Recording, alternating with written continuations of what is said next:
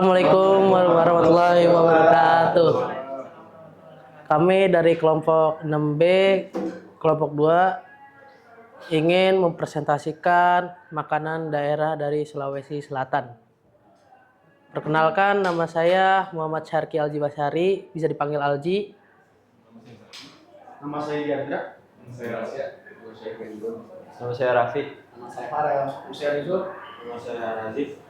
Dan kita akan mulai presentasikannya. Dari bagian pertama. Ini aja. Asal usul pisang hijau. Ya, jadi pisang hijau itu adalah makanan khas Bugis yang dari Makassar yang berasal dari Sulawesi Selatan. Makanan ini terbuat dari pisang yang dibalut adonan tepung berwarna hijau. Nah, asal usul namanya itu dari nama pisang hijau terdiri dari dua kata, yaitu pisang dan ijo. Ijo merujuk pada warna hijau, kulit pisang yang berasal dari sari daun pandan. Nah, yang ketiga, warna hijau melambangkan keanggunan, sopan santun, serta bertutur elok. Dan selanjutnya itu asal usulnya.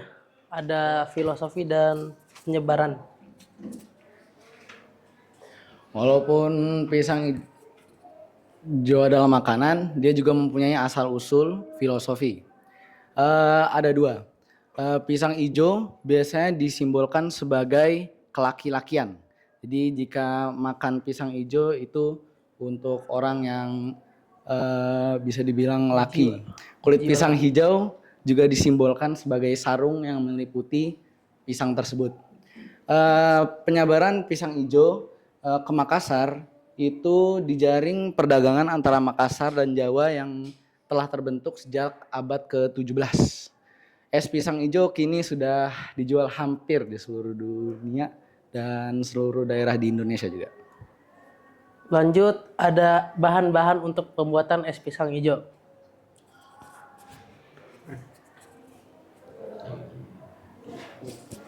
Ya, kemudian untuk membuat es pisang hijau, kalau untuk resep ini membutuhkan 10 buah pisang kepok, tanduk atau nangka. Ketiga jenis pisang ini sama-sama cocok untuk dibuat untuk pisang hijau. Tetapi jika ingin hanya membuat satu porsi, mungkin cukup 2 atau 1 buah saja cukup. Kemudian untuk resep ini membutuhkan 600 ml air, membutuhkan 150 gram tepung beras, 150 gram tepung terigu, 60 gram gula pasir, 65 ml santan kental instan, setengah sendok teh garam, dan pasta pandan secukupnya. Untuk pasta pandannya bisa menyesuaikan jika ingin memiliki warna hijau yang terang atau mungkin tidak terlalu terang warna hijaunya. Itu untuk pisang hijaunya. Lalu untuk bubur sumsum. Bubur sumsum itu di pisang hijau membutuhkan 750 ml air, 100 gram tepung beras, 65 ml santan kental instan, setengah sendok teh garam, dan 2 lembar daun pandan. Kemudian untuk membuat bahan saus santannya membutuhkan 65 ml santan kental instan, 500 ml air, 2 lembar daun pandan, 2 sendok makan tepung maizena, dan setengah sendok teh garam. Lalu untuk bahan pelengkapnya perlu ditambahkan sirup DHT untuk pisang Ambon atau koko pandan. Lalu jika berasa kurang manis, bisa ditambahkan susu kental manis. Lanjut ke bahan dan langkahnya. Tata cara langkahnya. Untuk membuat es pisang hijau ini ada beberapa langkah yang bisa kita lakukan. Yang pertama, kukus pisang dengan kulitnya selama 15 menit. Kemudian angkat lalu dinginkan pisang tersebut. Kemudian dalam wadah terpisah campurkan tepung terigu, tepung beras, gula pasir, garam, dan santan kental dan juga air. Kemudian aduk merata lalu beri pasta pandan secukupnya. Kemudian saring adonan kulit agar terpisah dari gerindil-gerindil. Lalu masak dengan api kecil hingga sedang. Aduk adonan saat masak supaya adonannya tidak mengeras. Kemudian siapkan plastik, oleskan tipis dengan minyak sayur agar tidak lengket. Kemudian ambil adonan kulit sekitar 1-2 sendok makan, lalu pipihkan. Kemudian angkat terakhir. Kemudian beri 1 buah pisang, lalu tutup semua permukaan pisang dengan adonan kulit. Kukus dengan api sedang cenderung kecil selama 20 menit. Kemudian angkat, dinginkan dalam kulkas.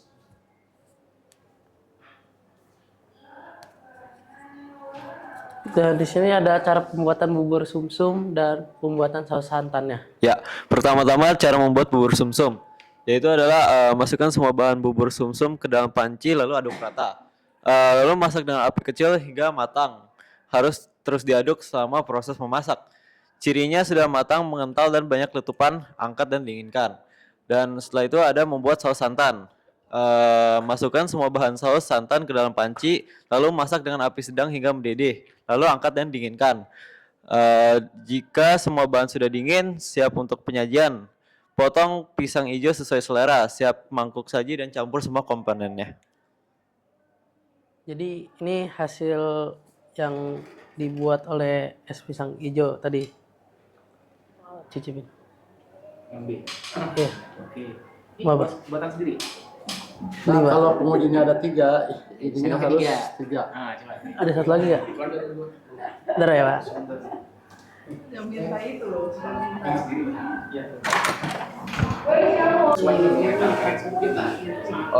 Itu ya kayaknya waktu itu agak saya tambahin dikit ya, karena saya rasa kurang itu, tapi ternyata mahal. Karena semakin dipanaskan jadi makin mengental ya. Pakai ini ya, pakai ukur timbangan ya, Mas? Nggak pakai kayak ukuran satu. Dari saya, pertama, setiap daerah kan ada nama khasnya ya. Pisang hijau itu apa sih nama aslinya sebenarnya? Kalau es pisang hijau ini, sebenarnya tuh kalau es pisang hijau ini relatif lebih baru lah di masa kini, makanya Enggak, es pisang hijau. Saya tahu nama aslinya. Kalau es pisang hijau tapi nggak ada hijaunya, setahu saya namanya itu palu butung. Oke, betul. Palu butung. Yang kedua, dalam penyajian ini kan biasanya pol betul itu tidak ngegeblek begitu, Ya, jadi potong-potong Ya. supaya apa? Mudah dan lebih estetik gitu ya. Aku bayangkan kan kalau saya tidur di situ kan ngegeblek gitu kan. Kalau dipotong-potong. Iya. Itu dari saya. Tidak ada Nah gambar. ini kan produknya baru satu ya? Baru satu kan? Iya. Apa cerita apa nggak sebaiknya? Ini kan dari Sulawesi ya? Iya. Apa nggak sebaiknya sampai selesai dulu mereka ya? Maksudnya dari yang mereka presentasikan gitu Pak. Soalnya kan di sini ada item kelengkapan hidangnya. Jadi misalnya dia pisang hijau yang pertama, kan ada 2 ya kalian ya? Oh iya. Itu deh selesai dulu deh. Karena di sini ada item loh, kalian tahu nggak ya tentang kelengkapan hidangannya itu ada makanannya, minumannya, hidangan pembuka, hidangan penutup, gitu tahu nggak? Isi-isinya? Atau cuma satu aja kalian nyiapinnya? Atau 2 gitu? Satu aja. Nggak ada yang pembuka, penutup gitu nggak ada? Enggak. Jadi itu ini makanannya tuh makanan dessert semua. Kita tuh. Iya. Berarti yang poin kedua, nomor 2 gimana cerita? Aku ngasih nilainya. Enggak. Enggak. Ini aja cuma batagor. Iya makanya kayaknya ada yang miss deh ke anak-anak. Iya, Jelasin bahwa mereka tuh harus membawa komplit gitu loh ya kan. Bukan yang khas aja berarti gitu kan. Iya. Soalnya kelompok 6C tuh cuma batagor doang. Nah itu makanya. Cawan. Buat sama. Jadi perlengkapan kan? Sini nggak dikasih tahu. Ini saya Tahu kayak apa? tadi Polo botol ya. Kalau butuh. Polo botol ya. lalu butuh. Tahu nggak nama lain tadi Juku aja. Juku eja, ikan merah nggak salah ya? Sorry. Ya, betul. Ikan merah. Juku eja. Maksud saya gini, ada hubungannya nggak ada polo botol dengan kakak merah dalam penyajian makanan? Kalau masalah untuk filosofinya, kalau di filosofi mungkin saya kurang tahu. Tapi emang biasa itu kalau saya makan juku eja di sana, sekalian kasih palu butung misalnya, ditawarin gitu. Saya polo botol ya. Iya. Di sana disajikannya di tempatnya memang di piring atau kan di sini ada tempat khusus, ada. Nampar. Kalau tidak salah pakai itu ya, pakai daun. Pakai ini ya, apa Bapak Pisang saya juga kurang Apa namanya tuh? Saya lupa juga. Iya. maksud saya kalau kemarin disiapkan juga itu untuk kalau ini tuh piring itu sudah menasional ya. Iya. Tapi ketika ciri khas daerah itu Hmm. Bawang itu ada tempatnya juga Iya. tuh. Kan saya pernah kalau dulu Iya. saya nggak tahu gitu kan. Iya. Itu aja sih. Lengkap ya. Hmm. Nuansanya pas. Nuansa.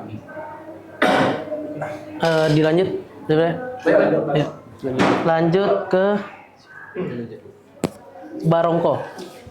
Oke, jadi barongko itu merupakan makanan khas di Sulawesi Selatan yang dari khususnya bagi suku Bugis. Barongko itu artinya adalah barangku udamu barangku mua udoko, yang artinya barangku sendiri yang dibungkus. Jadi permisalannya itu adonannya itu pisang, udah gitu dibungkus lagi sama pisang, daun pisang gitu.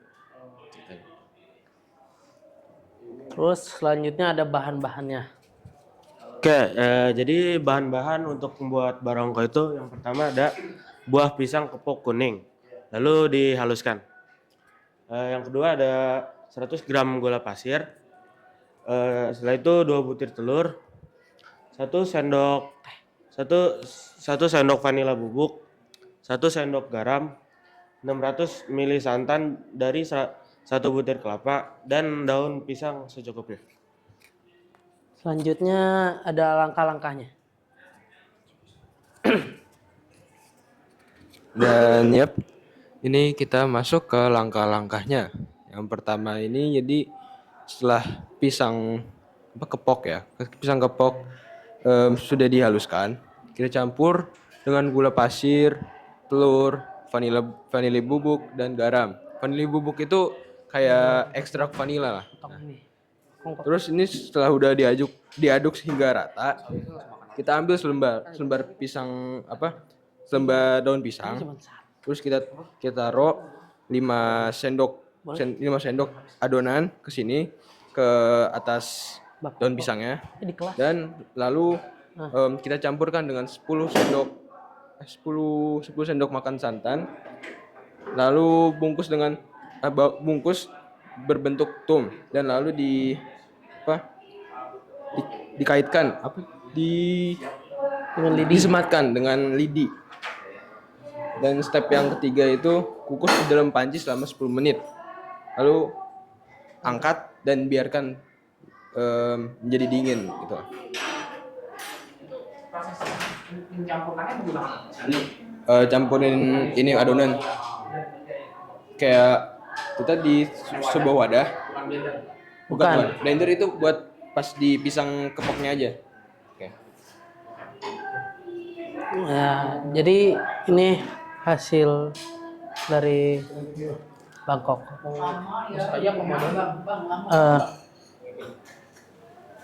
Pak Uma mau satu ini apa dicicip aja? Saya nyicipin aja karena nyicipin saya bentar. Loh. Ini yang bikin siapa? Ibu, kakak itu bikin juga bikin. Saya bantu ngehalusin pisang itu. Oke, karena bagaimana caranya agar tidak ada airnya. Biasanya nggak ada air, bro. Ya, kalau di Sunda namanya papais atau putri noong. Nah, putri noong. Saya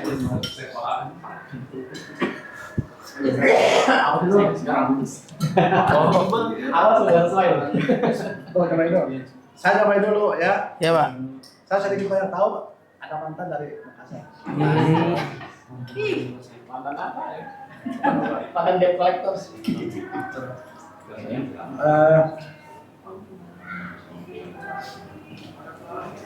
Emang rasa pisangnya kerasa kan? Mas, iya. Ini pakai vanili juga kan? Vanila pakai vanili. Di sini. Sebenarnya kalau biar nggak berair, ininya diambil. Jadi saran saya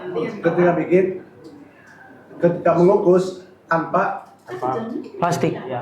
karena apa? Nanti airnya jatuh ke bawah. Oh, ke dalam. Ketika sudah matang, Iya, menyerap ke dalam jadinya. Maaf ya. Iya ke bawah Pak. Kamu biasa nanti mas. Sabarnya kan ambilnya. Yang rasain ya. Ini sampai berapa Berambes kok? keluar Ini kalau gitu. makan Ya. Kasih plastik. Ada pisangnya? Iya. Hah? Ada pisangnya? Ada pisangnya?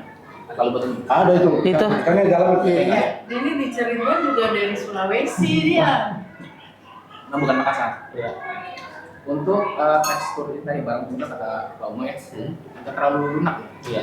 Aslinya dia agak padat nih. Hmm. Mirip kayak bolpen tipis lah. Tekstur ya. Iya. Biasanya bolpen dan lebih halus. Terasa. Pisangnya tuh bercampur lebih halus.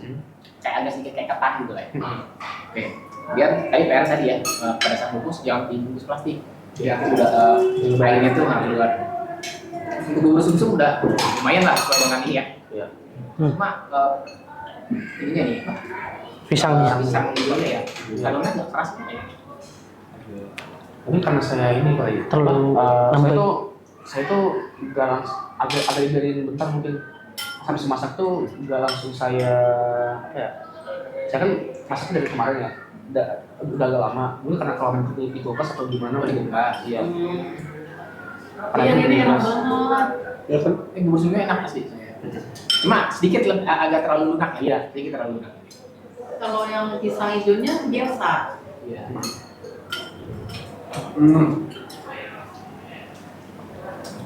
Itu pakai tepung terigu, pakai tepung kanji enggak?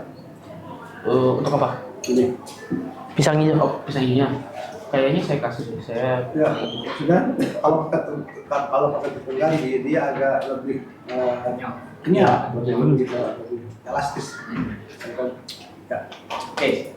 Dari unsur kreativitas ya kan permasalahan zaman sekarang itu banyak generasi muda itu nggak paham makanan ciri khas kita tradisional kita yang dulu. Nah, kira-kira dari hasil kreatif kalian ada nggak inovasi yang bisa kalian munculkan nih? Gimana supaya kalau zaman yang berhasil, salah satu inovasi yang berhasil masuk ke anak muda adalah seblak. Nah, itu bisa sampai spiral gitu kan. Kira-kira ada inovasi ya atau ide yang menurut kalian itu bisa munculkan layaknya seblak gimana caranya gitu? mungkin tuh kalau kan es pisang hijau untuk gulanya mungkin baik banget ya. Apalagi zaman sekarang kan orang-orang biasanya maunya low sugar atau es krim low sugar. Mungkin kalau misalkan bisa ngepromosiin pisang hijau yang berarti sehat atau bikin sirup DHT yang gulanya mungkin kata gulanya belum rendah, mungkin bisa lebih viral untuk anak-anak zaman sekarang. Dari kalian mengganti gulanya ya. Iya. Kalau saya melihatnya dibuat pisang hijau es krim. Iya, bisa. Kenapa? Anak muda juga suka es krim. Pisang hijaunya tidak lagi, tapi pisang hijau setelah dibuat seperti itu, dia dipanggang. Panggang, toppingnya es krim, kalau Iya benar. jadi pisang hijau panggang. Iya. Kasih es krim, wah, aku juga suka. Pasar belum bicara sih. Belum bicara. Itu sih pertama. Jangan lagi. Kalau saya sih ini kan memang tradisional banget ya ini ya. Kalau ini memang cara buatnya memang enaknya memang pakai daun pisang kan, Iya, pakai daun pisang.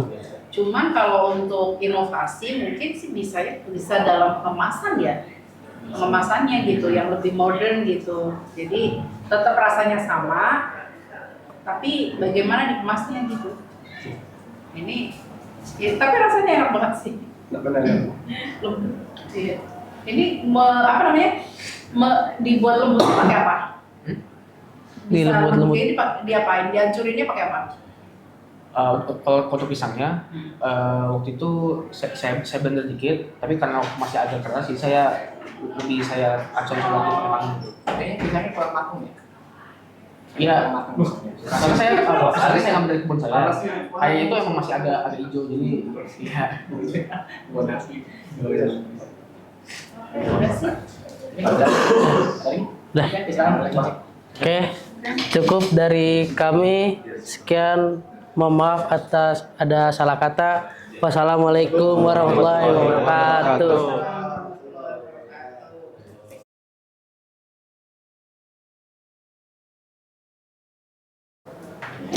Assalamualaikum warahmatullahi wabarakatuh. Kita dari 6B Boys kelompok pertama dengan suku daerah Riau. Perkenalkan, nama saya Arsy Yusuf Munde. Nama saya Akhdar. Nama saya Hafiz. Nama saya Aiden. Nama saya Danis. Nama saya Wildan. Nama saya Latif. Nama saya Hilmi. Dan nama saya Taki. Pertama-tama kita akan menghidangkan makanan yang pertama yaitu gulai ikan patin, dan kita akan menjelaskan tentang sejarah dari gulai ikan patin. Oke, gulai ikan patin adalah hidangan khas dari Pekanbaru Riau, yang yang khasnya itu kaya akan gulainya yang santan yang sangat rempah, kaya rempah. Dan awal mulanya itu berakar dari budaya Melayu yang terkenal dengan makanannya dengan yang santan, rempah-rempah dan santan-santan. Dan gulai ikan patin ini tuh biasanya dihidangkan terkadang jika ada acara besar seperti pernikahan. Dia lebih sering dijadiin perjamuan buat acara besar.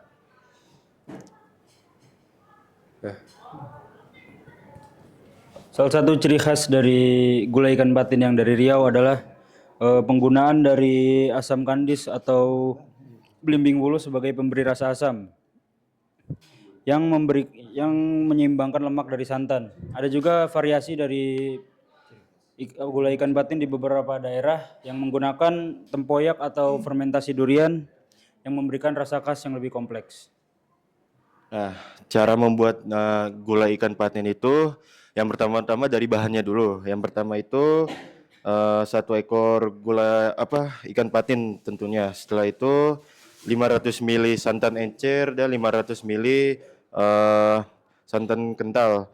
Lalu setelah itu 3 lembar daun jeruk, 2 lembar daun salam, 2 buah asam kandis, 1 lembar daun kunyit, dan 2 sendok makan minyak untuk menumis. Dan bumbu halusnya dijelaskan oleh Wildan.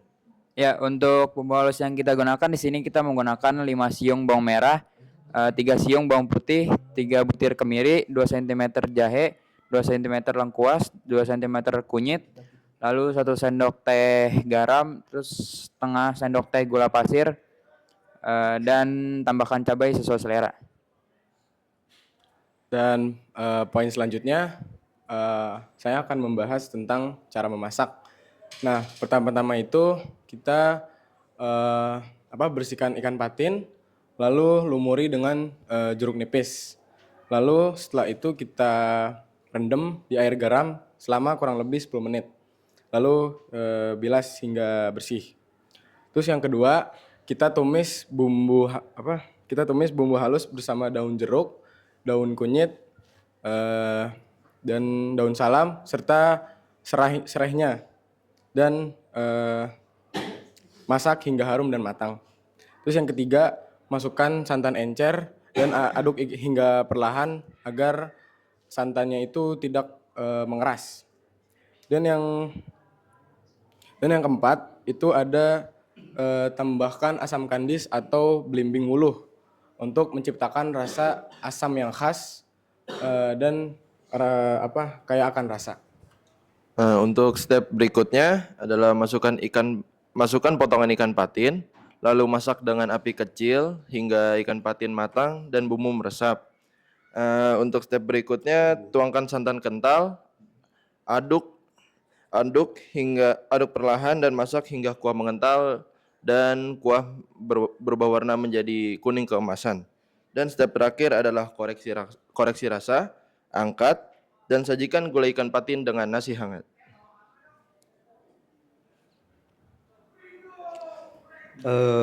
Jadi ciri khas dari gulai ikan patin ini pasti dia bahan dasarnya patin, sama dia memiliki rasa asam yang berasal dari belimbing wulu atau dari asam kandis.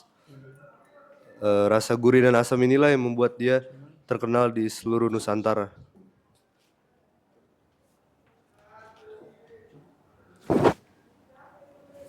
Mungkin sekian dari kita. Mungkin ada juri yang mau mencicipi. Penonton boleh cicipin. Boleh. Kalau di sini enggak? Ya, tes. Iya. Karena saya termasuk penikmat.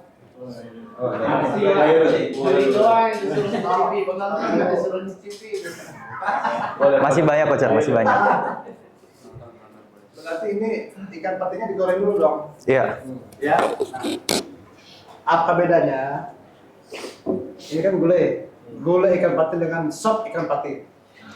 Kalau gulai itu ada santannya. Bahan sama. Sama ikan patin juga. Bedanya apa? Santan. Santan. Santan dan rempah-rempahnya. Gunakan santan kental. Dan kalau sop tidak di Goreng. Oh, ya. Jadi jangan coba-coba bikin kayak Sulawesi tadi. Saya kan punya gebetan orang Sulawesi jadi. Menunggu gitu. Orang Riau. Siapa? Hah? Mantan. Wih. Itu Jadi saya bisa ngasih nilai bagus tergantung ini yang bikin siapa? Ibu atau beli? Beli. Beli. Kalau nggak kasih produk Masa mau kita dibungkus. Kirim ke Bandung. Nanti malam pulang.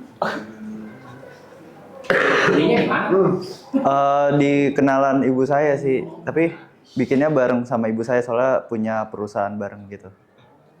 Kalau sopnya itu akan kelas belimbing ulunya. Ini belimbing ulunya apa kok tadi masih? Aku bayangin beli dulu jadi kayak itu. Ada boleh. Mau hilang. Saya termasuk. Nasinya mana nasinya? Wah, Do, ya saya pedas do, anak lagi buat masak.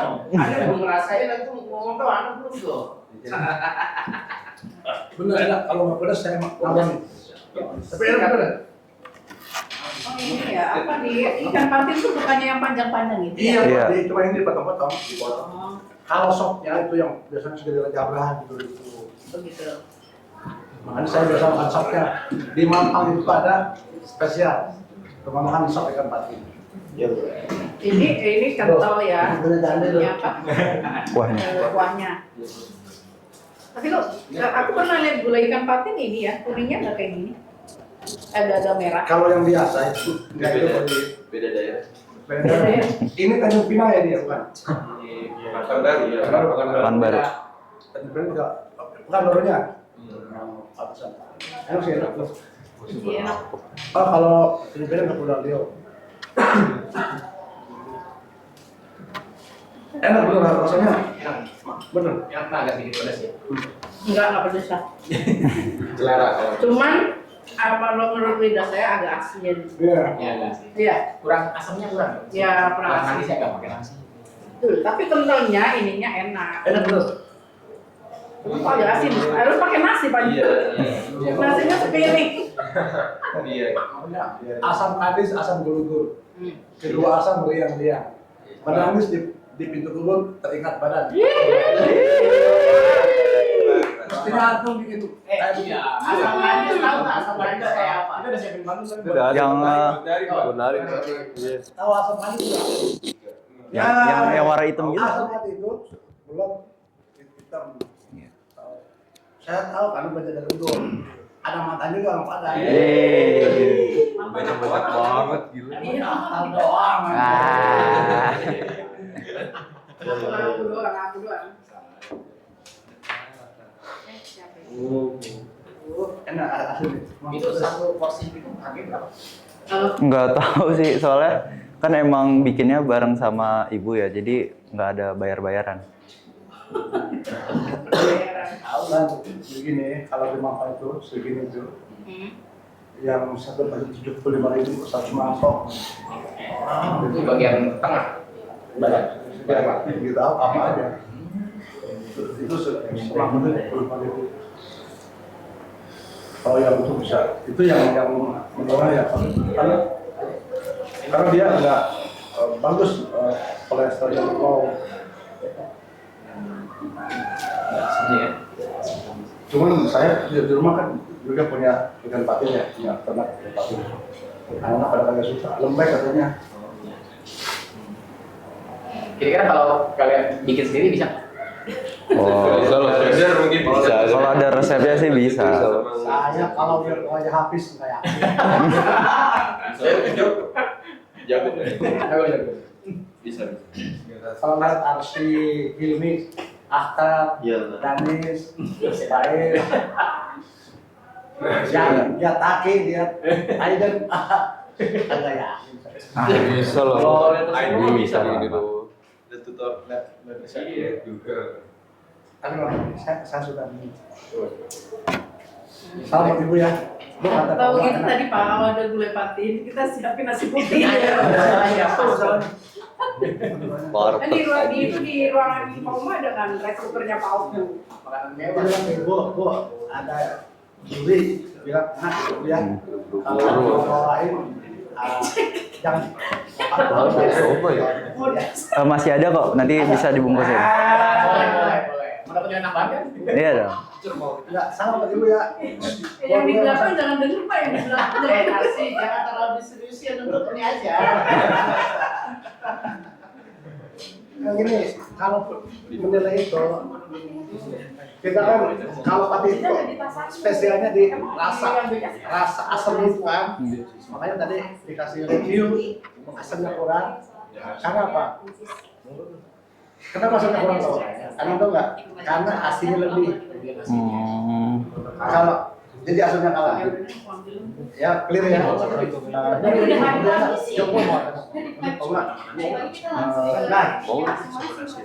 maksudnya WA. Antum pernah berpikir nggak bagaimana masalah kreativitas nih? Ya, gimana? Tadi supaya cerita bahwa antum tahu sebelah nggak sebelah? Sebelah itu sudah di Indonesia kan? Itu dari anak muda Bandung kan sebenarnya. Itu sebenarnya awalnya kecil-kecil bikin apa?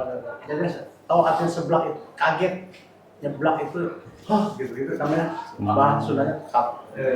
Bisa nggak ikan patin itu menjadi makanan bukan hanya makanan elit ya? Saya katakan elit karena hanya warung-warung tertentu yang restoran tertentu yang iya kan? Yang jual patin.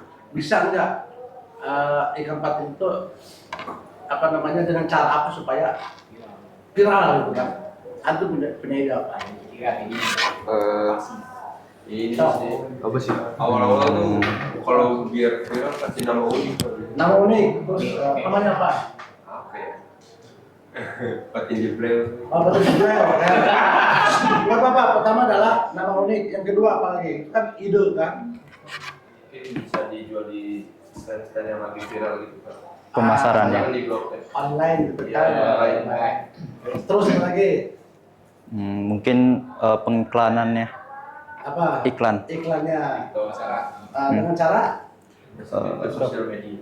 itu biasa dengan cara endorse. Jadi sampaikan ke mama kalau misalnya endorse bisa Pak Umar jadi endorse. Wah, itu Wah, nggak jadi jualan tuh Wah. Cari orang yang bisa menjadi endorse kan. Kan sekarang kita mau endorse kan? Supaya apa? Makanan biasa aja jadi endorse itu kan. Sebelah itu terkadang karena apa? Viral di mana-mana di endorse oleh siapapun. Sekarang kalau antum di Jawa Barat tuh hampir di setiap gang ada warung sebelah. Ya, ini contoh. Dan Pak Umar sampai hari ini anak-anak pada suka seblak, Pak belum pernah makan seblak sampai habis. Paling nyobain di. Saya bilang ke anak-anak, ini mah bukan seblak, ini mah apa? Kontak kucing saya bilang. Ada ide nggak kalau kalian sendiri? Ya pertama namanya aja. Namanya apa? Namanya unik. Ya unik-unik gitu. Misalnya kayak tadi saya bilangnya patin Jibril. Oh gitu. Oh gitu. Terus dari cara promosi kita endorse. endorse ke influencer. Dari cara iklan. Yang lain? Cara penyajiannya cara mungkin bisa di presto dulu biar duri-durinya dan terlalu banyak mungkin yang Oke. gampang dimakan. Terus yang lain? Terus dijual di porsinya dibikin sesuai kantong pelajar, terus juga ditaruh di tempat-tempat viral kayak di Blok M. bikin stand. Terus ada yang lagi yang lain? Kira-kira kalau dibikin frozen bisa nggak? Oh, bisa. Bisa. Kali-kali doang ini. Bisa mungkin beda langsung di fresh langsung gitu ya. Kadang ada yang pengen nanti nih buat besok nanti buat acara gitu, bikin frozen bumbu bisa gitu kan, tinggal dikasih tahu cara masak gitu kan. Bisa tuh ya. Dari ya, udah sekarang masih. Mungkin itu sekian dari kelompok kita. Kita mengucapkan terima kasih banyak. Mohon maaf ada salah. Wassalamualaikum warahmatullahi wabarakatuh. Waalaikumsalam. Warahmatullahi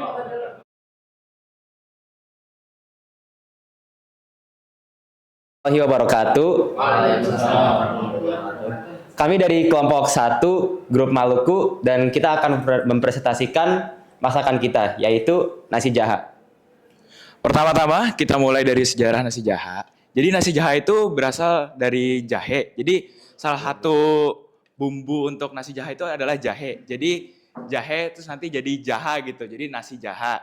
Tapi ada juga pemahaman yang bilang katanya itu nasi itu dimakan oleh orang-orang jahat. Jadi dinamakan nasi jaha gitu. Iya, dari cerita rakyat di sana.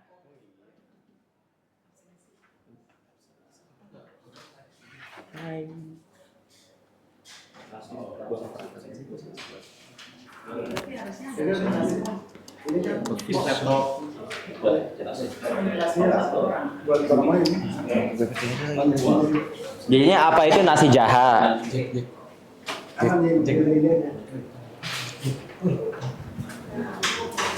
Nah, jadi nasi jaha itu adalah makanan yang berasal dari Maluku Utara yang berbahan dasar nasi dengan cara memasukkan ke seluruh bahan ke dalam batang bambu lalu dibakarnya. Jadi seporsi nasi jaha itu biasanya dibungkus pakai daun pisang. Bisa dijumpai di pasar-pasar tradisional khususnya penjual-penjual kue yang menyertakan nasi jaha sebagai item jualan.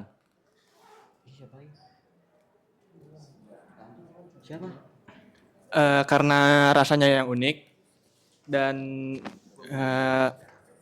rasanya unik dan terbuat dari beras. Ini tuh biasa nasi jaha ditemuin di jajanan pasar gitu, kayak lemper dan lain-lain. Nah, khusus Minahasa secara keseluruhan menggunakan nasi jaha sebagai hidangan acara-acara tertentu. Nasi jaha ini juga banyak ditemukan di acara-acara syukuran yang biasa dilakukan setahun sekali. Terus kita lanjut ke proses pembuatannya.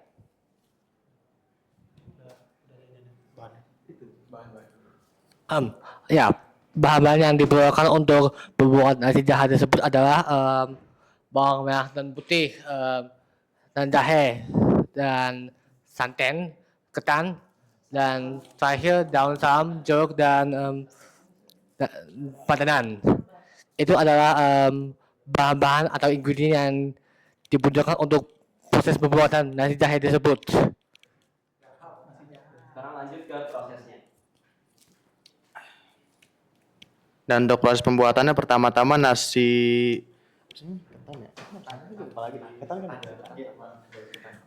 ketannya kita akan kukus dulu dan dicampur dengan nasi biasa.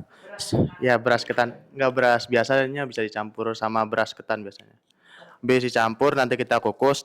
Selagi kita kukus kita siapkan bahan lainnya. Kita potong daun salam, jeruk dan pandan. Setelah kita potong kita taruh ke dalam blender dan tambahkan sedikit santan di blender lalu kita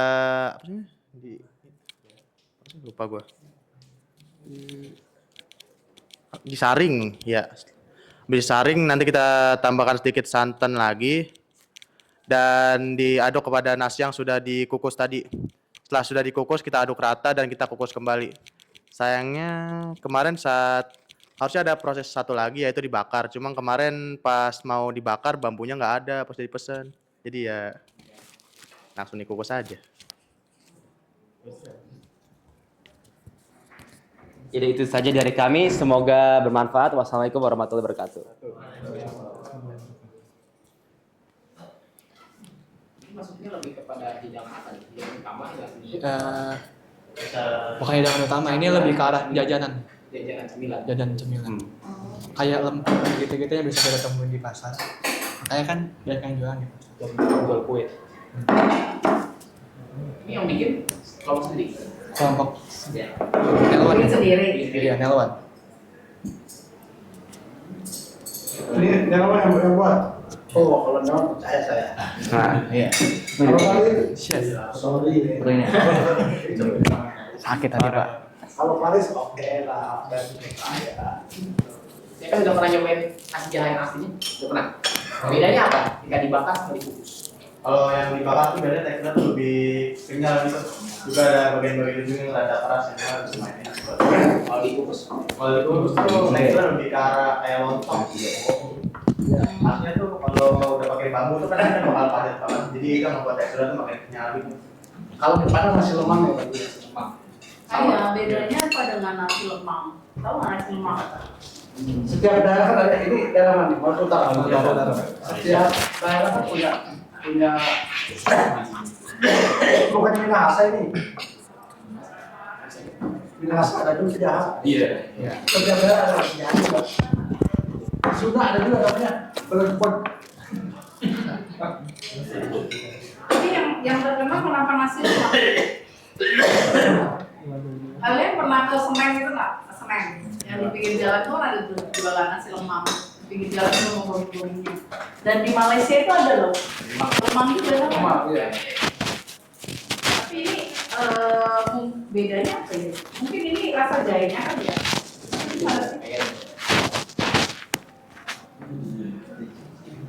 Oke, menurut kalian nih sebagai presenter tentang nasi jahat, kira-kira bisa nggak sih kalau ini tuh menjadi dipopulerkan menjadi cemilan masa kini? Kayak sebelah terkenal bisa aja sih. Soalnya kan ini kan ada bumbu jahe gitu, itu menghangatkan tubuh kita. Jadi kan kalau misalnya contohnya kayak seblak itu kan pedas. Nah itu kadang-kadang orang mikir kayak dalam long term. Itu kalau jahe itu lebih alami dan lebih natural juga gitu. Gimana cara viral? Supaya viral. Kalau saya lihat ya, itu kan nasi lemang itu ada personal branding jadi kayak dari kartun gitu atau misalkan kayak ya kartun-kartun sih saya lihat ada yang bikin nasi lemang. Mungkin kalau misalkan kita pengen memodernisasi nasi jahe ini, kita bisa dengan membuat konten YouTube atau misalkan kita membuat kartun-kartun gitu. Review-review. Iya, buat review-review gitu. Lebih ke ini ya sosialisasinya ya. Sosialisasi karena kan kalah nih sekarang fungsinya. Kalau dari segi harga satu itu berapa nih? Di pasaran? 30.000 ya. Kita masuk ke kantong anak-anak pelajar gitu, masuk ke 30.000. Masuk di. Ya. Gimana caranya supaya pelajar bisa dapat juga?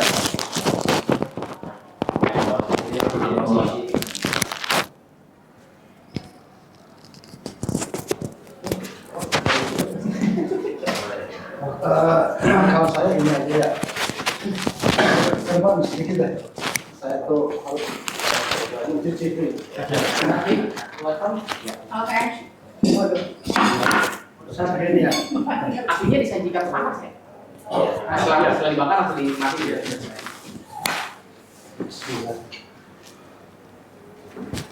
Banyak banget kalian belinya. Ini pakai ini tadi. Kalian yang mau cobain? Pakai lauk yang lain ya. Makan gini lah. Enggak pakai misalnya gula atau ikan asin atau enggak. Ini aja. Jadi kita karena untuk orang jahat kali ya. Jahat kita.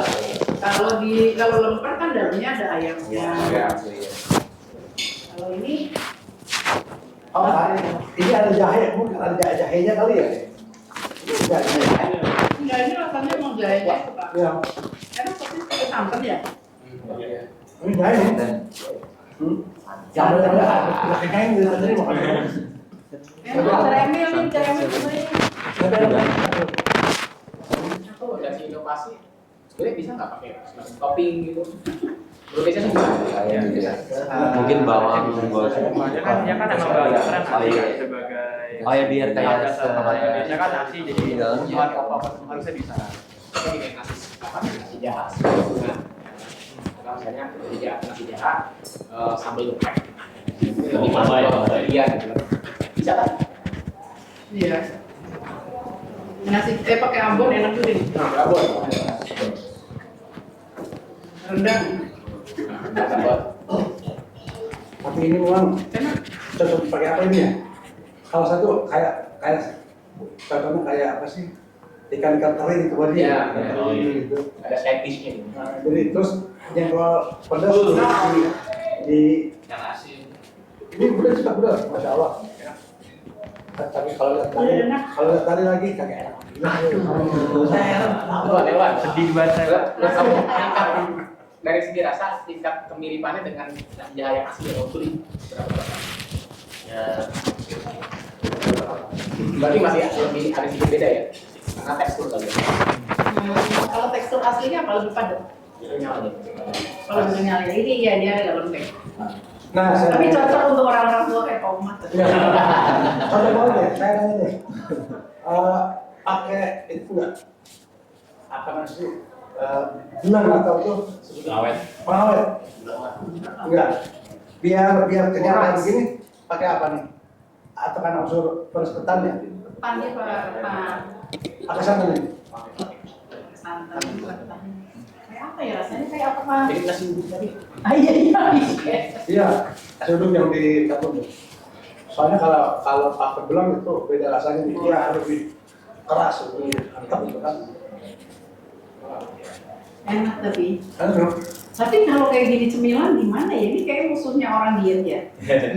Makanan berat. Full karbo tuh. Ya ada side dish-nya. Ini maksudnya cemilan atau Cemilun. makanan pertama? Cemilan kan kecil Pak. Cemilan kecil Ada sih bisa jadi makanan. Tapi Iya. jadi cemilan itu ada kalorinya. Ah iya, high carbo kan. Oh boy. Iya. Iya dia nggak cocok buat diet. Teksturnya beda dia 1 sendok aja. Tapi kan karena enak pengennya banyak. Ya pakai gula merah kali ya. Ada asin, Iya. Asin, teri ya. Kuah rendang. Oke, enak. Siapa yang pertama kali idenya mau presentasi ini? Oh dari mana dulu? Oh, hah? Oh dari kamu. Oke. Ya rata-rata soalnya kelompok ada ininya ya. Yang dari Sulawesi ada yang dari Sulawesi. Manado. Oke, baru tahu terus jadi tahu teacher kalau ada nasi jahat. Beneran ini baru pertama kali aku tahu ada nasi jahat itu. Taunya lemang kayak gitu. Setahu saya di Minahasa ya. Ini cukup satu aja. Ini ya. Kita mau tadi makan kan? Udah makan belum? Iya ada. Kita bikin dua yang gede gini sama. Nanti saya ini. Jadi ini bisa dipakai sama Bazir. Jangan kamu aja nih kalau dimakan. Kalau saya ada tuh. Baru Pak. Oke. Oke, silakan. Ya. Itu aja dari kami. Wassalamualaikum warahmatullahi wabarakatuh. Oke,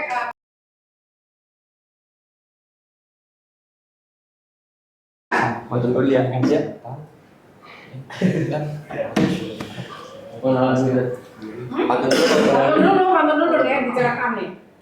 1, 2, 3. Sebelum hujan sediakan payung. Ketika hujan suka melamun.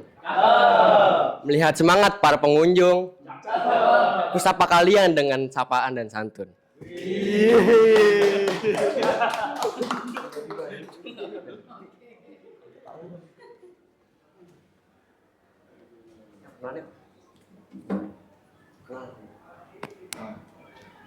Assalamualaikum warahmatullahi wabarakatuh. Kami dari kelompok 26 A Boys yang merepresentasikan budaya Betawi. Saya Aiman Yudia Fadilah. Saya Hairi Fikri Segara. Saya Zidan Hafiz Subianto. Saya Faraditya Harisman.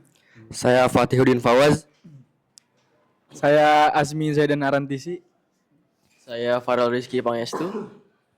Dan saya Panji Danarugro.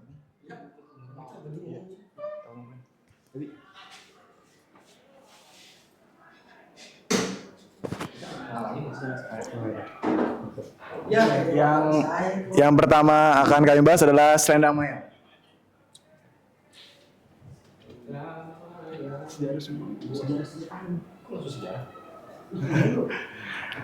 Pada kesempatan kali ini saya akan menjelaskan tentang sejarah selendang mayang. Jadi selendang mayang ini merupakan minuman khas dari Jakarta yang sudah ada sejak zaman kolonial. Minuman ini mendapatkan namanya dari kue warna-warni yang bertekstur legit yang menyerupai bentuk selendang. Pada zaman dahulu es ini sering kita temukan dengan kita dapat membeli di pedagang-pedagang yang menjualnya dengan cara dipikul. Namun seiring dengan perkembangan zaman, es ini sudah mulai langka ditemukan.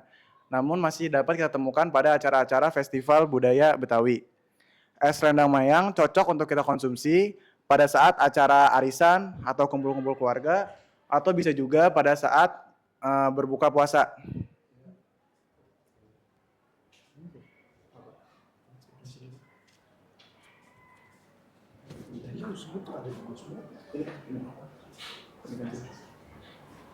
Keunikan dan ciri khasnya. Jadi selendang mayang itu memiliki warna yang berwarna-warni menyerupai sebuah selendang. Habis itu teksturnya kenyal menyerupai agar-agar dan dipadukan oleh santan dan juga gula merah sehingga membuat rasanya gurih dan manis. Dan yang terakhir tidak menggunakan es serut seperti es cendol atau dan juga es dawet, tetapi rasanya tetap segar. Fakta menariknya, dulu dijual oleh pedagang yang menggunakan pikulan, tapi sekarang sudah jarang yang jual. Habis itu salah satu minuman khas dari Betawi yang sering muncul di acara-acara budaya. Dan yang terakhir menggunakan tepung hangkwe yang terbuat dari kacang hijau sehingga tepung itu lebih sehat dibanding tepung biasanya.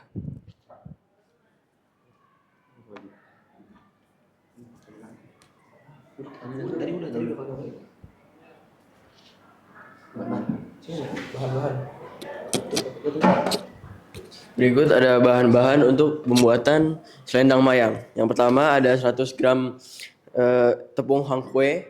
Terus berikutnya ada 500 ml santan, 100 gram gula pasir, setengah sendok teh garam, terus pewarna makanan warna merah dan hijau, terus daun pandan, es batu secukupnya, dan yang terakhir sirup gula merah.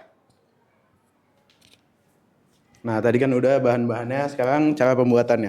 Yang pertama tuh campurkan tepung hangkwe sama santan, gula, dan daun pandan ke dalam panci. Terus dimasak sampai mengental. Yang kedua, bagi adonan menjadi 2 bagian. Lalu beli pewarna merah sebagai lapisannya. Bisa berbagai warna, bisa merah, hijau. Terus habis itu diaduk rata. Yang ketiga, tuang adonan ke dalam loyang. Ratakan lalu biarkan sampai keras. Yang keempat, setelah dingin potong menjadi persegi atau seperti selendang. Yang terakhir tinggal disajikan dengan sirup gula merah, santan, dan es batu.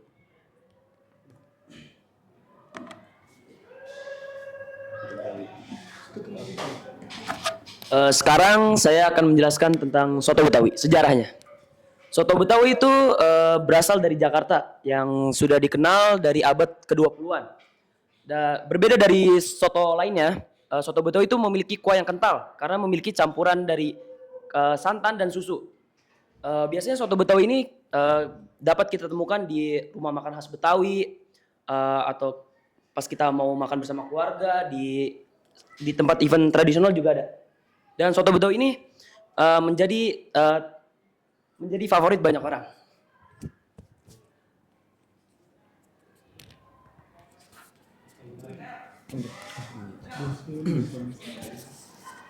Jadi saya akan menjelaskan apa ciri khas dan keunikan dari soto Betawi.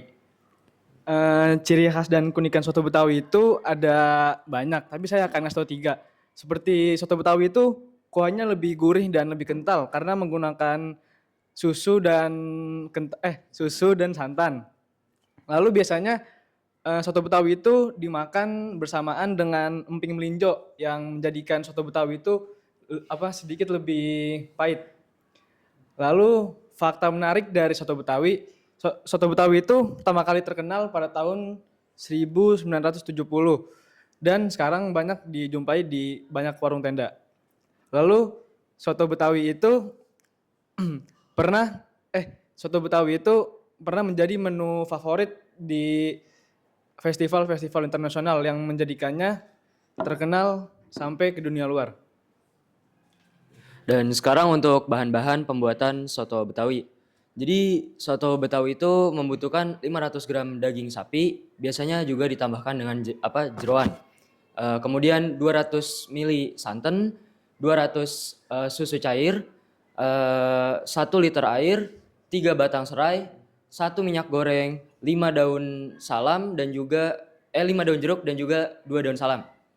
Kemudian untuk bahan yang dihaluskan membutuhkan 6 siung bawang merah, 4 siung bawang putih, 4 siung bawang putih, 3 kemiri, 1 jahe, kunyit dan juga 1 sendok teh ketumbar. Nah, setelah itu biasanya dilengkapi dengan tomat, kentang dan juga sambal. Setelah itu biasanya ditambahkan emping. Kecap juga. Di sini saya akan menjelaskan cara pembuatan soto Betawi. Pertama-tama kita siapkan daging, kemudian daging tersebut kita panaskan di air yang mendidih. Setelah panas kita tiriskan dan kemudian kita potong-potong daging tersebut menjadi beberapa bagian. Setelah itu air rebusan tadi kita biarkan sebagai kaldu yang akan kita pakai nanti untuk menjadi soto Betawi. Kemudian tumis bumbu halus hingga harum dan tambahkan serai, daun jeruk dan juga daun salam. Yang ketiga adalah masukkan bumbu halus dan tambahkan susu dan santan dan aduk hingga mengental. Dan yang keempat adalah kita masukkan daging yang sudah kita tambahkan tadi serai, daun salam dan daun jeruk, lalu aduk hingga mengental dan matang. Yang kelima bisa kita sajikan dan tambahkan seperti kentang goreng, bawang goreng dan sambal. Lalu soto Betawi siap disajikan. Terima kasih. Sekian dari kelompok kami. Wassalamualaikum warahmatullahi wabarakatuh.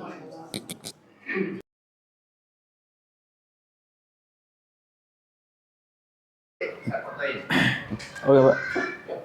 Mulai, Pak. Sip. Assalamualaikum warahmatullahi wabarakatuh. Kami dari kelompok 6 The Boys yang beranggotakan 10 orang ingin menjelaskan makanan khas Madura, yaitu bebek Madura atau bebek berbumbu hitam. Bebek Madura sendiri diambil karena memiliki bumbu ciri khas yang berwarna hitam, yang memiliki rasa pedas, asam, dan manis.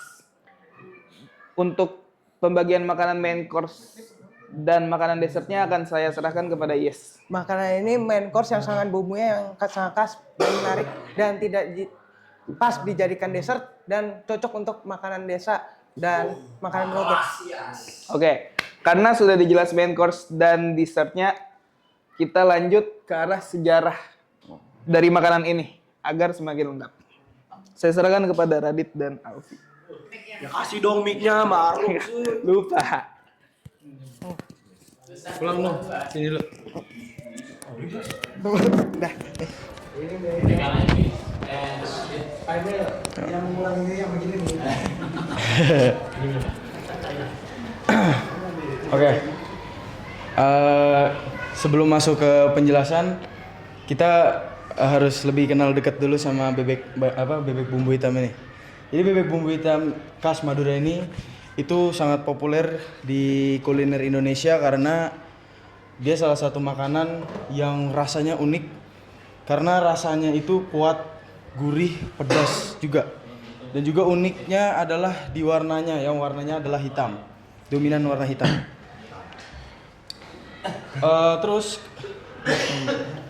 kita masuk ke asal usul dari bebek bumbu hitam ini. Bebek bumbu hitam itu menurut data spesifikasi mendetail tentang ada dia munculnya kayak tahun itu gak pasti, karena menurut masyarakat Madura itu berbeda-beda perspektif. Nah, yang saya jelasin ini dari beberapa perspektif masyarakat Madura. Mereka mengatakan kalau misalnya munculnya bebek bumbu hitam ini itu berasal dari para masyarakat Madura yang dimana mereka itu suka dengan cita rasa makanan yang rempah-rempahnya kuat. Juga menggambarkan ciri khas dari warga Madura yang kalau masak itu lama masaknya. Dimana mereka lebih mementingkan teksturnya, yang seperti kita tahu kalau bebek itu teksturnya alot, empuk ketimbang ayam, yang membuat rasanya lebih enak gitu. Terus kalau bumbu hitamnya itu terkenal karena bumbu hitam itu terkenal karena tadi yang saya bilang rasanya yang khas karena kuat. Karena di dalamnya ada beberapa ingredients seperti bawang merah, bawang putih, cabai, lengkuas, dan juga kunyit. Oh ya, sama satu lagi itu kluwek. Ini salah satu rempah-rempah yang bisa dibilang paling berguna di bumbu hitam, karena itu rempah-rempah yang membuat si bumbunya ini bisa berubah menjadi warna hitam. Sekaligus kluwek ini menjadi rempah-rempah yang digunakan sebagai bahan biar si bebeknya ini tahan lama gitu. Nah, terus untuk si bebek bumbu hitam ini, dia kalau di masyarakat Madura punya makna simbolis. Makna simbolisnya ada di warnanya yang hitam. Jadi menurut masyarakat Madura itu warna hitam pada bebek itu bisa dibilang adalah menggambarkan dengan kekuatan, keunikan, dan juga dan juga karakter khas dari warga Madura. Nah, itu untuk perspektif dari masyarakat Madura yang pertama. Nah, yang kedua bakal dijelasin sama beberapa keyakinan dari masyarakat Madura tentang asal usul bebek bumbu hitam ini. Raya dulu.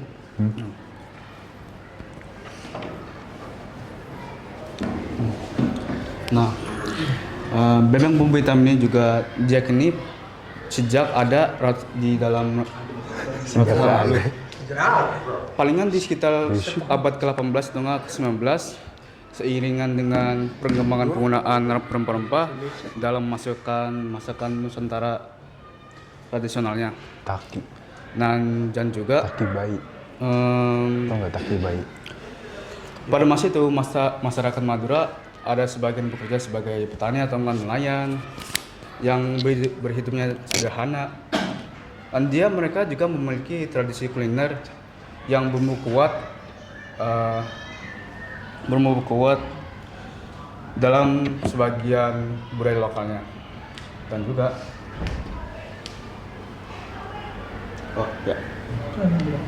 dan juga bumbu hitam kemungkinan lahir dari masakan tradisi yang sudah kena di masyarakat Madura.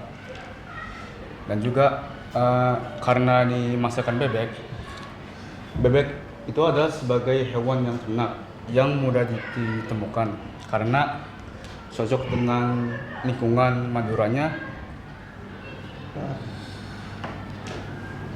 yang cenderung dengan kering. Dan juga daging bebek yang alot pasti membutuhkan masakan yang lama dan intensif untuk menghasilkan rasa yang lezat, sehingga teknik-teknik yang untuk memasakkan lambat dengan bumbunya yang pasti kaya untuk menjadi solusinya. Dan habis ini kemungkinan aku melanjutin kepada orang setelahnya.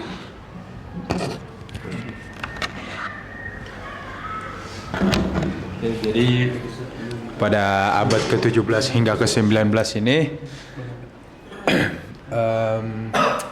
Nusantara itu kan menjadi pusat perdagangan rempah-rempah. Nah, Madura ini dapat mengakses berbagai macam rempah-rempah karena lokasinya berdekatan dengan Surabaya yang merupakan pelabuhan utama di Jawa Timur. Nah, karena dia dapat mengakses berbagai rempah-rempah, jadi Madura punya rempah-rempah namanya kluwek yang menjadi bahan utama dari bumbu hitam ini dan juga bisa digunakan sebagai pengawet makanan. Oke, jadi pada masa ini masyarakat Madura mulai mengolah daging bebek dengan cara mencampur rempah-rempah seperti kluwek, cabai merah, terus bawang putih sama bawang merah. Nah, proses ini menciptakan bumbu hitam yang tidak hanya menimbulkan rasa kuat dan juga rasa yang khas. Nah, kluwek ini seperti udah saya bilang dapat mengawetkan makanan. Jadi bebek bumbu hitam bisa bertahan lama tanpa kulkas. Nah, lanjut di awal ke abad 20 bebek bumbu hitam ini mulai terkenal di luar Jawa karena banyak orang-orang Madura yang bermigrasi dari Jawa Timur ke daerah lain untuk mencari pekerjaan. Terutama mereka ingin bekerja sebagai buruh ataupun berdagang di luar Madura. Jadi mereka menganggap bahwa bebek bumbu hitam ini merupakan makanan khas mereka dan juga identitas dari budaya masyarakat Madura.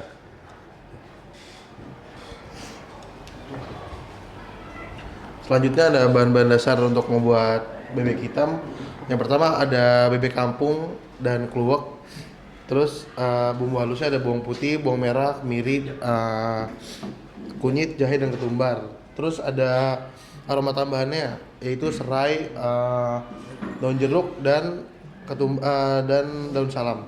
Terus biar warnanya hitam itu dia ada pakai gula merah juga sama kecap manis. Terus pakai terasi, cabai sama garam.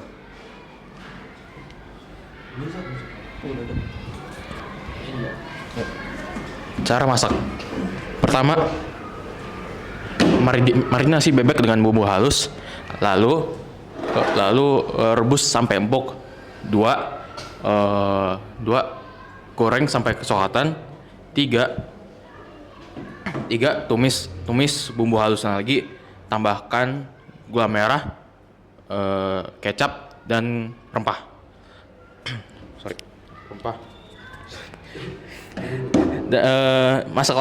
Masak lama sampai menghitam. Campurkan bebek goreng ke bumbu hitam, aduk rata. Jadi, Belum. Jadi sebenarnya kalau misalnya bebek yang mahal habis itu enak, biasanya tuh mereka di presto dulu biar empuk. Tapi kalau misalnya yang pinggiran langsung digoreng biasa jadi keras gitu. Sama kalau buat bumbunya sebenarnya tuh mereka biasanya pakai blender dulu atau enggak diulek sampai benar hancur, habis itu baru ditumis sama minyak sama tes 1 2 3 sama apa nih isi-isinya kluwek. Lalu habis itu langsung dicampur ke bebeknya. Ada hal lain dari itu, masakan ini biasanya disajikan untuk acara seperti pernikahan adat Madura. Terkadang masyarakat Madura juga suka menyajikan saat lebaran. Oh, jatah saya diambil Gipari. Berikut adalah kelebihan beserta kekurangan dari nasi bebek ini. Kelebihannya itu ada pada rasanya yang ya udah pasti orang banyak tahu kalau rasanya itu sangat gurih, enak, rasa rempahnya kerasa banget. Terus aromanya itu yang boy, soda loh. Terus bahannya itu yang ya bahannya alami. Nggak ada yang pakai pengawet ataupun bahan warna buatan, itu udah asli banget Indonesianya. Namun karena Zano aku bacain kekurangannya. English atau bahasa. English. Madura, bro. Bro, okay, fine. So, the negative aspect is if you eat too much, you're gonna get sick and have a sore throat like myself. What kind of sickness? Well, sickness, for one, you're gonna get a sore throat. 2, you can't stop coughing. 3, umbulan bahasa Inggris apa? Umbulan. And then. Apa? Okay, I'm gonna restart. Firstly, dude. Okay, first, if you eat too much, there's a lot of oil. So if you eat too much, you're gonna have a sore throat. And 2, you're gonna cough. And 3, you're gonna have a lot of Ingus bahasa Indonesia apa? Bahasa Inggris. Apaan sih? Bahasa Inggris ingus. Jangan nanya aku lah. Yaudah, ingus aja bro, ingus. Okay. Okay. So, let me start. 1, if you eat too much, there's gonna be a lot of oil. As a result, your throat is gonna get sore. And 2, you can't stop coughing. And 3, you're gonna have a lot of booger on your nose, and you can't breathe with your nose while you sleep, which is annoying. And there's a high chance that your body temperature is going to increase and you're gonna get sick. So yeah, that's it. Why it can happen like that? Why? Because with a sore throat, there's a chance that bacteria can reproduce. Sorry, I mean why if we eat bebek a lot and then we get sore throat? Why? Oil. Oil? Yes. Oh. Other than sore throat, cough, and Boogers. other than that, High body temperature. other than that, Okay. Excuse me. Huh? Yeah, cholesterol. Cholesterol, yeah, high cholesterol. So it is not recommended for older people like Pak Umar. Dude. Come on, you can eat once or twice, okay? But not like 5 times a day. That's like. Okay, that's it for me. Do you have bebek at home? No. I primarily eat chicken. Oh, tomorrow bring portfolio. bring ayam pop, bring ayam. Fine. Okay, that's it. You're welcome. Yo. Penutupan gitu. Tanya. Oke, jadi sekian dari presentasi kami. Mohon maaf jika ada kekurangannya. Sebelum penutupan, apakah ada pertanyaan? Dia mau begini nanti. Oke, karena tidak ada pertanyaan. Pak Umar belum percaya rasanya. Oh iya, Pak. Siapa? Bisa. Wah, jadi Madura Pak. Mengurangi nilai. Itu kasih ke ijazah itu, Pak. Nah, Siapa? Nazi. Ya. Kumis Madura tebal-tebal, Pak. Hitler. Ah. Hitler. Ini masak sendiri apa beli? Masak lah. Mantap, Pak. Dagang. Dimasakin Mirza, Pak. Ini yang punya ide mau nama ini siapa? Givari, Pak. Oke, baik dari Madura. Enggak. Alfi dari Madura.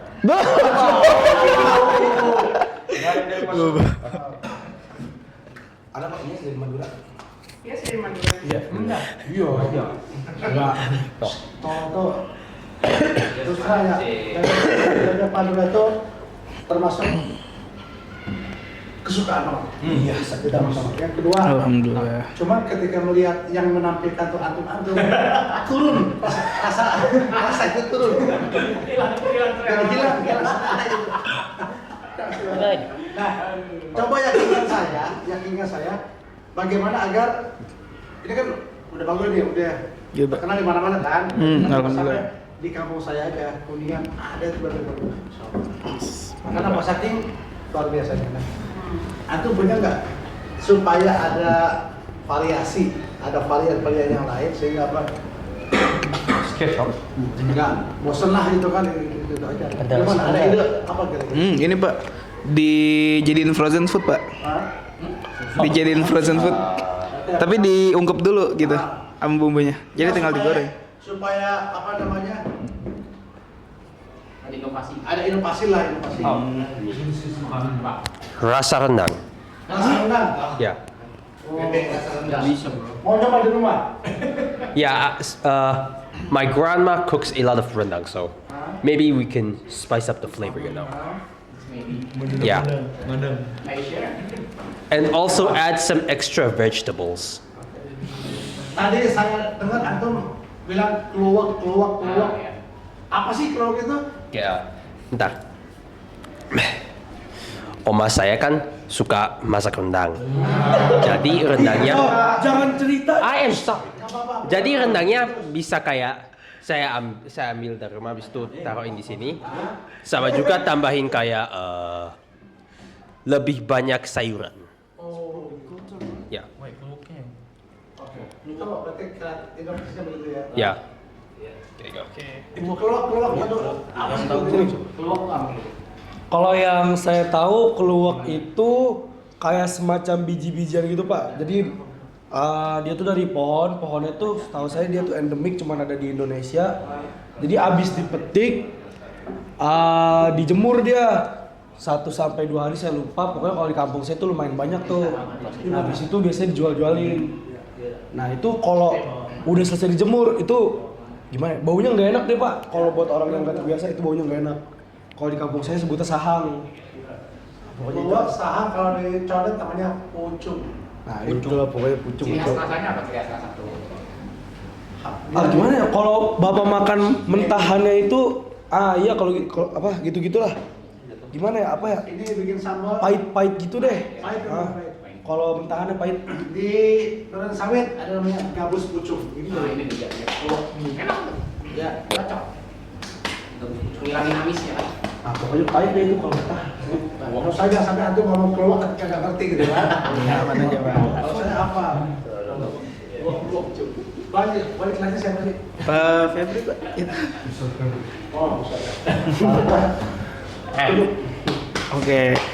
Jadi terima kasih banyak atas masukan Cukup ya. dan pertanyaannya. Ya, tadi belum jelas nih. Ini masak sendiri apa beli?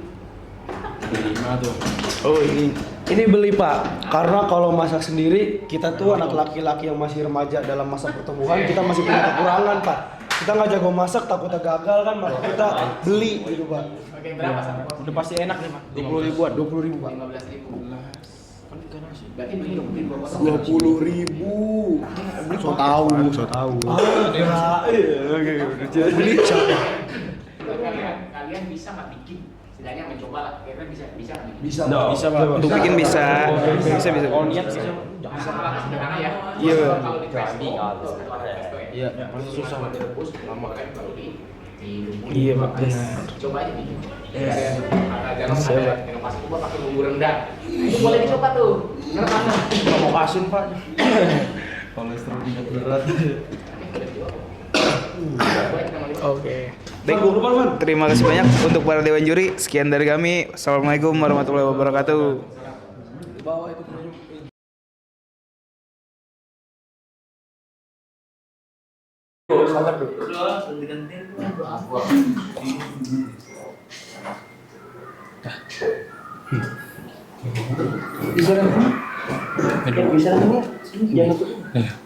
Udah mulai ya?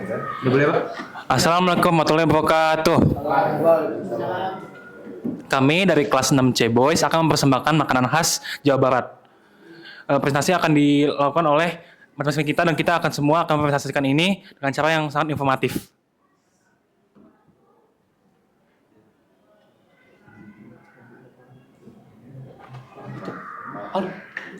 Perkenalkan, nama saya Hayan. Dari Eka dari Eka. Dari Eka. Nama saya Eka. Nama saya Arsa. Nama saya Yani. Nama saya Aldo. Nama saya Rafif. Nama saya Amar. Nama saya Nama saya Atta. Nama saya Aldo. Nama saya Aldo.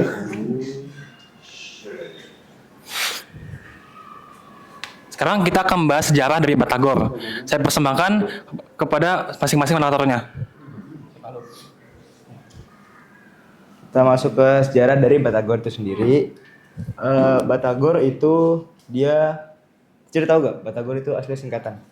Bakso tahu goreng. Ya, betul. Dan itu tuh dari Bandung ya, Cer ya. Dan yang pertama ciptain itu ada di sini namanya dia penjual bakso keliling, namanya Bapak Haji Ismail.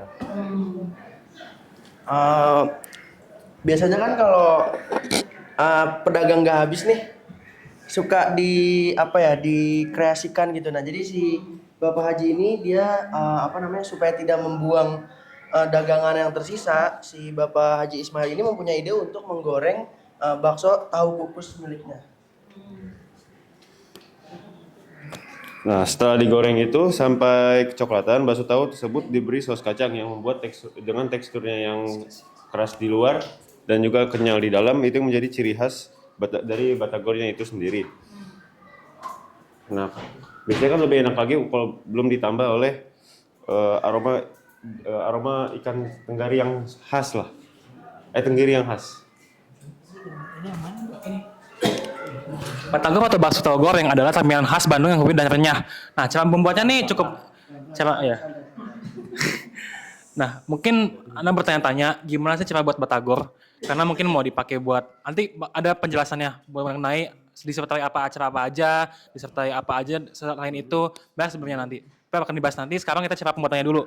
Nah, pertama Anda campur ikan tenggiri yang dihaluskan tepung tapioka, bawang putih, garam, dan sedikit air. Lalu semua adonan itu dicampur. Setelah dicampur itu masukin ke dalam tahu.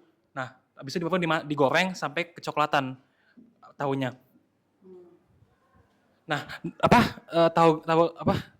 batagor ini dia bisa ditambah misalkan bumbu kacang atau kayak kecap manis supaya mendapatkan aroma yang lebih khas lagi.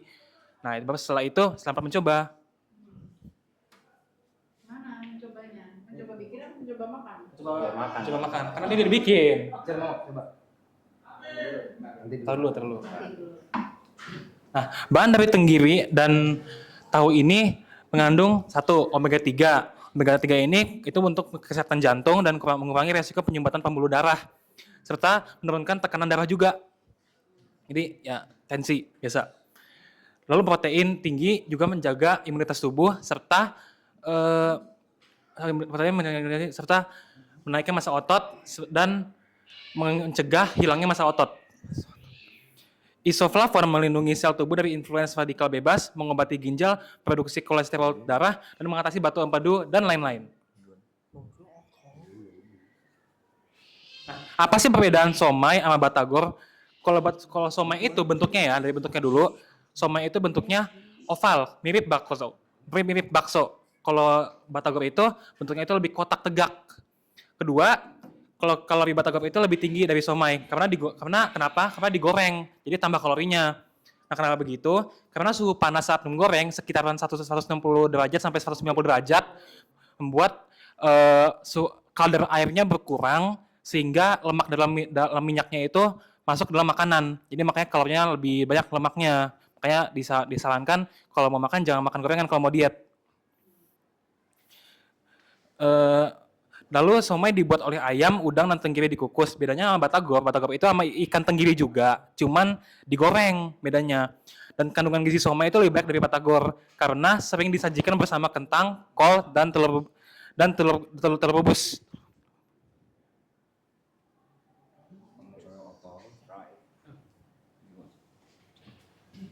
Oke, kapan sih batagor bisa dihidangkan? Maksudnya nih dihidangkannya enaknya kapan gitu loh?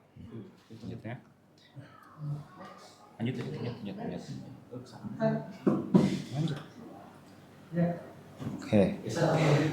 Batagor lebih tepatnya lebih enak disajikan pas takjilan tuh. Pas takjil sebelum buka puasa atau pas habis buka puasa.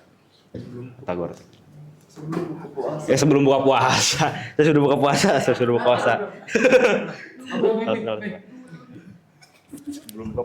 Nah, batagor itu sebaiknya disantap saat masih hangat ya, jangan pas lagi dingin. Ya biasa makanan juga hangat sih, gak cuma batagor doang. Tapi batagor itu biasa dihidanginya pas buka puasa, seperti yang Aubrey bilang, takjil, cemilan pembuka. Dan kalau Anda lihat tadi ada pemakaman, itu nggak di situ juga.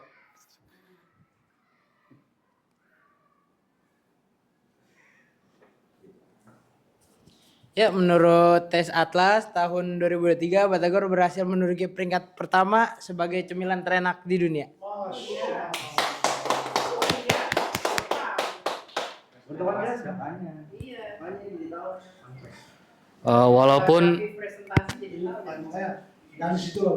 Walaupun kita tidak terlalu mengetahui metode penelitiannya, tetapi dalam artikel ini Batagor mendapatkan poin 4,6 mengalahkan Kepta Duona dari Lithuania dan juga Goti dari Cina, bahkan roti canai yang berasal dari negara tetangga yaitu Malaysia. Teacher tahu nggak sih, kan Batagor kan kelihatannya cuma tepung gitu doang. Nah, di zaman modern ini udah tuh banyak variasi-variasi Batagor. Nah, salah satunya Batagor Burger. Nah, Batagor Burger ini perpaduan kuliner Indonesia sama khas Western. Nah, kebetulan itu memang buat orang Western. Tambah budget. Nah, sangat itu, dan itu budgetnya sangat gede, Cer. Begitu, Cer. Nah, karena ini kan Western banget, jadi khasnya makanan dari sana, roti dari sana. Yang buat orang Barat, Cer. Orang Indonesia yang ini kerja di luar negeri terus mencampurkan khas. Contoh Bisa benua Eropa harus karena seringnya collab sama situ, benua Eropa sama Indonesia. Spesifiknya kita nggak tahu, cuman kita tahu kalau Indonesia itu lebih sering kerjanya sama siapa, dan jadinya kalau kita tahu di mana siapa, kita tahu pada sama siapa kerjasamanya. Makanya burger ini biasa bentuknya ya kayak burger dari luar negeri, kan ada burger banyak variasi kan. Ini kan lebih secara normalnya, jadi bisa dibilang ini dari asal usul pembuatan burger harusnya negaranya. Oh, udah. Nah, Black Tagor ini sebenarnya kayak ya kreasi dari Batagor ya. Jadi dia tuh pakai campuran charcoal atau arang hitam. Biasanya sih biar menarik aja ya. Kayak pasti kita bikin ini tuh biar viral atau ya. Selain ada Batagor Burger dan Black Tagor, juga ada Batagor Pizza. Bisa dilihat di sini. Batagor yang dicampur dengan keju-keju serta tomat-tomat yang campuran antara kuliner Indonesia dan kuliner Italia. Kita lah ya, Italia ya, pizza biasanya. Nah, ini satu-satunya yang dari Asia nih. Jadi ini Batagor Korean Honey. Jadi namanya K Batagor. Jadi K Korean Batagor adanya. Disingkat dari K-pop, K Batagor. Jadi Batagor ini disajikan dengan saus madu barbecue ala kuliner Korea yang bisa disantap kapan saja.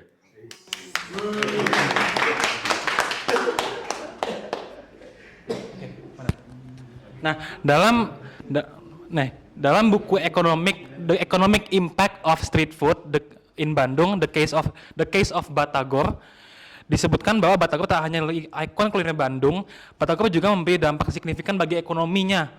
Bahkan usaha-usaha kecil pun saat membuat Batagor jadi lebih besar usahanya. Bahkan sebagai franchise sendiri, mereka bisa mengembangkan sendiri, dan karena Batagor ini mereka bisa lebih berkembang. Nah, contohnya apa? Misal Batagor Kingsley, Riri, atau H. Ihsan, atau Maichi atau Kaila Food. Kaila Food ini untuk spesifiknya dia lebih ke kemasan instan, kayak mie instan aja sih lebih tepatnya, biasa Indonesia.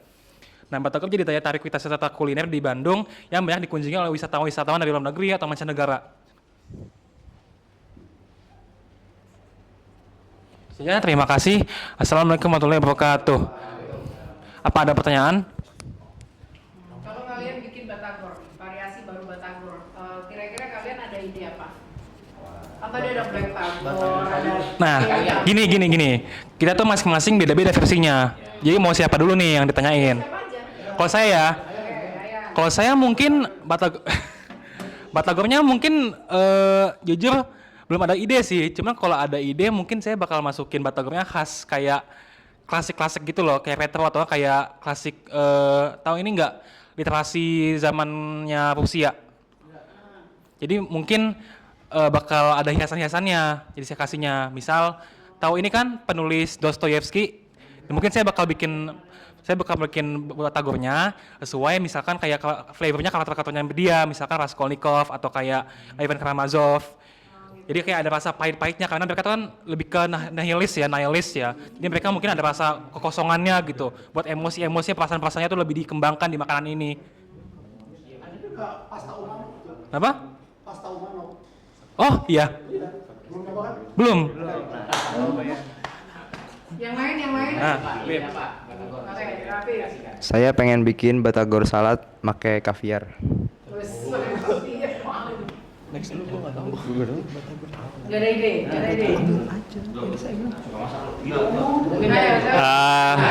Saya juga kepikiran buat batagor dicampur es krim. Karena dengan crispy-nya batagor bisa apa namanya? Ya, jadi kayak macam konnya es krim gitu. Jadi kira-kira bakal enak. Tagor, kebab tagor. Batagornya bentuknya buku. Kayak burger tadi, cuman buku bentuknya dilipatnya. Saya Nah, kalau saya kebetulan kan ada kerabat saya yang lagi di Jepang, Ter. Nah, saya kepikiran bagaimana kalau kuliner Indonesia dicampurkan kuliner Jepang. Jadi batagor diisi salmon, Ter. Nah, iya dagingnya salmon. Bukan sushi sih batagor. Nah, itu bashi namanya. Batagor sushi. Kalau pakai onigiri. Wah, kayaknya kalau onigiri tuh kurang bau mah. Salmon tuh lebih enak. Salmon ya. Iya. Pakai ini bumbu ini juga ya? ini subjektif saya.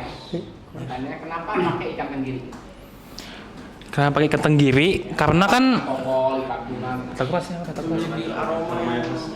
sebenarnya bukan aroma yang khas, iya aroma yang khas. Cuman biasa kan ikan tenggiri itu kalau buat makanan misal bakso kan, biasa itu lebih ke direbus atau enggak dikukuskan. Batagor ini ada ciri khasnya tuh digoreng gitu biasanya. Karena kan biasa ikan, karena mana sih ikan yang digoreng selain kayak yang agak aneh ikan digoreng tuh misal salmon kan digoreng enggak biasa kan agak aneh kan, bukan agak aneh, agak nyentrik gitu loh. Jadi ini buat kesentrikan gitu loh, buat kayak lebih khasnya lagi-lagi. Kalau setahu saya udah pernah bikin semua ya. Oh iya. Ikan tenggiri dengan ikan tokol atau tuna. Adonan tepung dicampur dengan ikan tokol atau tuna itu nggak bisa nyatu. Dan hanya ada dua ikan yang bisa nyatu dengan adonannya itu kalau ikan sapu-sapu ya atau ikan tenggiri. Oh. Adonan itu yang membuat kenapa lebih kenyal dan menggumpal gitu alasannya. Tanya aja para pedagang deh, kamu kenapa harus pakai ikan tenggiri? Pasti alasannya karena adonannya supaya bisa nyatu dengan tepung. Beli apa gini? Beli. Dia udah stay di sini paling lama ini makan. Masalah waktu, Pak. Ya, beli aja adonan sama apa itu. Oh, ada. Banyak mahal. Ada. Saya beli adonannya. Saya kasih lebih aja. Ya, itu. Tapi belum dia sendiri. Iya, tinggal di. Ini lu. Ini dok. Untung nggak bikin bawa. Kalau Danis saya nggak akan. Rasanya berubah. Rasanya berubah kalau Danis. Semakin enak kok.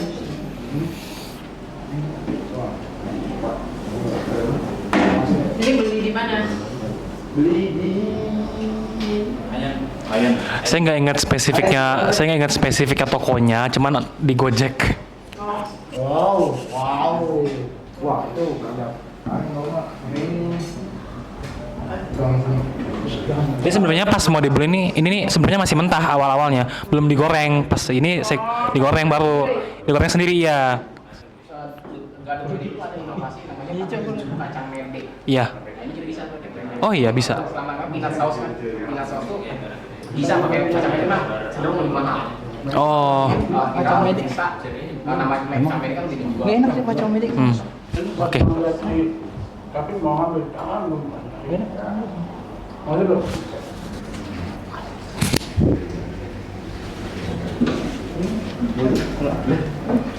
Dibawa ke sana. Jadi ketika lihat rapi, lembut, lihat Danis,